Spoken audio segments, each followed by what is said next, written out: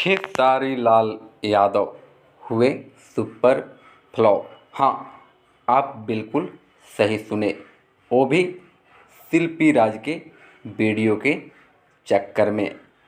आपको बता दें कि खेसारी लाल जी का एक बहुत ही ज़बरदस्त वीडियो सॉन्ग के करी मुलायम एंगल म्यूजिक के चैनल पर आज सुबह में रिलीज हुआ था, जिस पर काफ़ी कम व्यू है, क्योंकि फैन सभी का जो है कि माइंड सेट अलग हो गया है।